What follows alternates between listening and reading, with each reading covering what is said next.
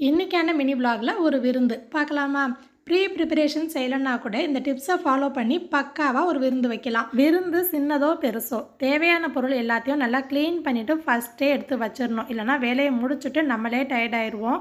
முதல்ல என்னென்ன சமைக்க போகிறோம் தெளிவாக ஒரு பிளானை போட்டுட்டு அதுக்கு தேவையான பொருள் எல்லாத்தையும் வாங்கி வச்சுட்டு ஊற வைக்க வேண்டிய பொருளை முன்னாடியே ஊற வச்சிடணும்.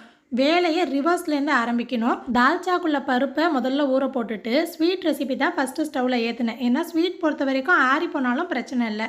இது எங்கள் ஊர் ஸ்பெஷல். விருந்தில் வழக்கமாக வைக்கக்கூடிய கோதுமை குறுநிலை கீர் ரெசிபி. ஷார்ட்ஸில் ரெசிபி இருக்குது, வேணும்னா செக் பண்ணி பாருங்கள். முந்திரி திராட்சைலாம் நெய்யில் போட்டு தாளிச்சிட்டு அதை ஒரு பக்கம் ரெடி பண்ணி மூடி வச்சுட்டேன். ஒரு ரெசிபி முடிஞ்சிருச்சு. ஸ்டவ் ஃப்ரீயாக இருக்கும் போதே ஒன்று ஒன்றா ஏற்றிடணும். அவிச்ச முட்டை செய்ய ஆரம்பிச்சிட்டேன். இந்த ரெசிபி ஷேர் பண்ணிட்டுங்களா? சிரிக்காதீங்க. ஸோ ஒரு ஸ்டேஜ் இருக்குது அவிச்ச முட்டையில். நல்லா கொதி வந்த தண்ணியில் முட்டையை சேர்த்துட்டு 5 நிமிஷம் கொதிச்சதுக்கப்புறம் ஸ்டவ் ஆஃப் பண்ணி 5 நிமிஷம் மூடி போட்டு வச்சுட்டு அதுக்கப்புறம் பச்சை தண்ணியில் போட்டு உரிச்சு அந்த வெள்ளைக்கரு மஞ்சக்கரு செம்ம சாஃப்டா இருக்கும். ஏன்னா ரொம்ப நேரம் கொதிக்க வச்சா ரப்பர் மாதிரி போயிடும். மஞ்சக்கரு ஆரஞ்சு கலர்ல வரணும்னா இன்னுமே ட்ரிக் இருக்கு. சில பேருக்கு அந்த மாதிரி சாப்பிட பிடிக்காது இல்லையா? அதனால நான் இந்த மாதிரி வேக வச்சிருக்கேன்.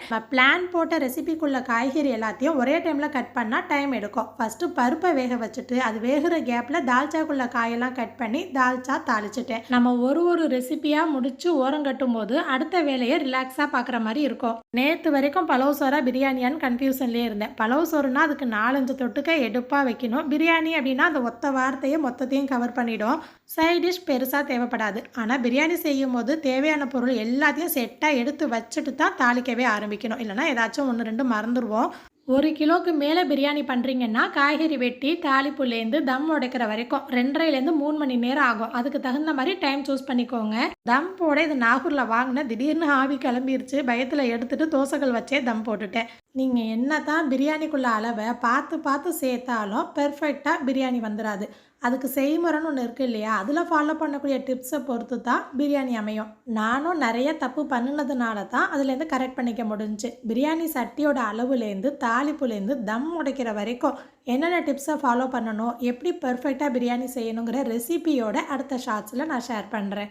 தம் போட்டதுக்கப்புறம் ஒரு கேப் இருக்கும். அந்த கேப்பில் தக்காளி பச்சடி பேரிச்சம்பழம் போட்டு செய்கிறது, கூடவே சிக்கன் 65யும் பண்ணிட்டேன். இன்றைக்கான சாப்பாடு மட்டன் பிரியாணி, வெஜ்ஜு தால்ச்சா, தயிர் பச்சடி, தக்காளி பச்சடி, முட்டை, சிக்கன் 65, கோதுமை குறுநிலை கீர். சமைச்சதை விட இதான் ரொம்ப முக்கியம். வீட்டுக்கு விருந்தாளி வந்தால் வர்றதுக்கு முன்னாடியே சமையலை முடிச்சுட்டு சமைச்ச தடமே தெரியாமல் கிச்சனை க்ளீன் பண்ணிவிட்டு நம்மளும் ஃப்ரெஷ்ஷப் ஆகிட்டு டயர்டை காட்டிக்காமல் சிரித்த முகத்தோட பல்பு மாதிரி பிரைட்டாக இருந்தால் தான் வர்றவங்களுக்கும் சங்கடம் இல்லாமல் கம்ஃபர்டபுளாக ஃபீல் பண்ணுவாங்க. கரெக்டானு சொல்லுங்கள்.